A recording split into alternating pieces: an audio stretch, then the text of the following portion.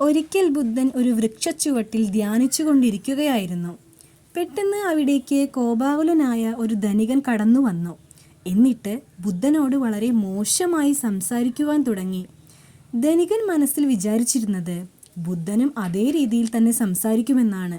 എന്നാൽ ധനികൻ അത്ഭുതപ്പെട്ടു പോയി. കാരണം ബുദ്ധൻ്റെ മുഖത്ത് യാതൊരു ഭാവവ്യത്യാസവും പ്രകടമായിരുന്നില്ല. ധനികന് ദേഷ്യം കൂടി. അയാൾ വളരെ മോശമായി വീണ്ടും വീണ്ടും ഉച്ചത്തിൽ സംസാരിക്കുവാൻ തുടങ്ങി. എന്നിട്ടും ബുദ്ധൻ നിർവികാരനായി തന്നെ തുടർന്നു. ധനികൻ മോശമായ സംസാരം തുടർന്നുകൊണ്ടേയിരുന്നു. ഇത് കണ്ട ബുദ്ധൻ്റെ മനസ്സിൽ അയാളോട് സഹതാപം മാത്രമാണ് തോന്നിയത്.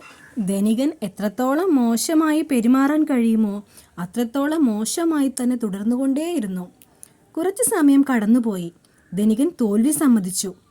കുറച്ചു നേരം മിണ്ടാതെ ഇരുന്നതിന് ശേഷം വളരെ ശാന്തനായി ധനികൻ ബുദ്ധനോട് ചോദിച്ചു, ഞാൻ ഇത്രയും മോശമായി പെരുമാറിയിട്ടും താങ്കൾ എന്താണ് എന്നോട് ദേഷ്യപ്പെടാത്തത്? ബുദ്ധൻ ഒന്ന് പുഞ്ചിരിച്ചു. എന്നിട്ട് പറഞ്ഞു, അല്ലയോ സഹോദര, താങ്കളുടെ മോശമായ പെരുമാറ്റം ഒരു തരി പോലും എന്നെ ബാധിച്ചിട്ടില്ല. കാരണം എൻ്റെ മനസ്സ് അത് സ്വീകരിക്കാൻ തയ്യാറല്ലായിരുന്നു. ധനികൻ ചോദിച്ചു, പക്ഷേ ഞാൻ സംസാരിച്ചതെല്ലാം അങ്ങ് കേട്ടിരുന്നല്ലോ. ബുദ്ധൻ പറഞ്ഞു, താങ്കളുടെ പെരുമാറ്റത്തിൽ നിന്നും എനിക്ക് ഒന്നും തന്നെ കിട്ടാനില്ല. പിന്നെ എന്തിനാണ് ഞാനത് കേൾക്കേണ്ടത്? ഇത് കേട്ട് ധനികൻ അമ്പരന്നു. ബുദ്ധൻ്റെ ശാന്തമായ പെരുമാറ്റം ധനികനെ അസ്വസ്ഥനാക്കി.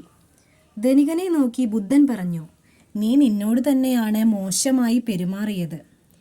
ധനികൻ ചോദിച്ചു, അതെങ്ങനെ ശരിയാകും? ഞാൻ നിങ്ങളോടാണ് അത്തരത്തിൽ പെരുമാറിയത്, അല്ലാതെ എന്നോടല്ല. ബുദ്ധൻ വിശദീകരിച്ചു, പ്രിയപ്പെട്ട സഹോദര, നിങ്ങൾ നിങ്ങളുടെ കയ്യിലുണ്ടായിരുന്ന കുറച്ച് നാണയങ്ങൾ മറ്റുള്ളവർക്ക് നൽകുന്നതായി കരുതുക. പക്ഷേ അവർ സ്വീകരിച്ചില്ല. അങ്ങനെയാണെങ്കിൽ നിങ്ങളുടെ പക്കൽ തന്നെയല്ലേ ആ നാണയങ്ങൾ വീണ്ടും ഉണ്ടാവുക? ധനികൻ ശരിവച്ചു. അർത്ഥവത്തായ പുഞ്ചിരിയോടെ ബുദ്ധൻ പറഞ്ഞു, അതുതന്നെയാണ് താങ്കൾ എന്നോട് മോശമായി പെരുമാറിയപ്പോഴും സംഭവിച്ചത്. ധനികൻ കുറച്ചുനേരം നിശബ്ദനായി നിന്നു. പിന്നീട് തൻ്റെ പ്രവൃത്തിയിൽ ലജ്ജിച്ചു തല താഴ്ത്തി. തന്നോട് ക്ഷമിക്കണമെന്ന് ധനികൻ ബുദ്ധനോട് യാചിച്ചു. ഇതുപോലെയുള്ള സന്ദർഭങ്ങൾ ജീവിതത്തിൽ ഉണ്ടായാൽ ശാന്തമായി തന്നെ പ്രതികരിക്കാൻ പഠിക്കുക. നമ്മളും ജീവിതത്തിൽ എന്തൊക്കെ സ്വീകരിക്കണമെന്നും സ്വീകരിക്കേണ്ട എന്നും സ്വയം തീരുമാനിക്കുക. വീഡിയോ നിങ്ങൾക്ക് ഇഷ്ടപ്പെട്ടു കഴിഞ്ഞാൽ ഒന്ന് ലൈക്ക് ചെയ്യണേ. നിങ്ങളുടെ വിലപ്പെട്ട അഭിപ്രായങ്ങൾ കമൻറ്റ് ബോക്സിൽ രേഖപ്പെടുത്തുക. കൂടുതൽ പേരിലേക്ക് ഷെയർ ചെയ്യുക. നിങ്ങൾ ആദ്യമായിട്ടാണ് കാണുന്നത് എങ്കിൽ ദയവായി ഒന്ന് സബ്സ്ക്രൈബ് ചെയ്യണേ. അതോടൊപ്പം ആ ബെല്ലൈക്കൺ കൂടെ എനേബിൾ ചെയ്താൽ ഞാനിടുന്ന എല്ലാ വീഡിയോസിൻ്റെയും നോട്ടിഫിക്കേഷൻ നിങ്ങൾക്ക് വളരെ പെട്ടെന്ന് കിട്ടുന്നതാണ്. Thanks for watching.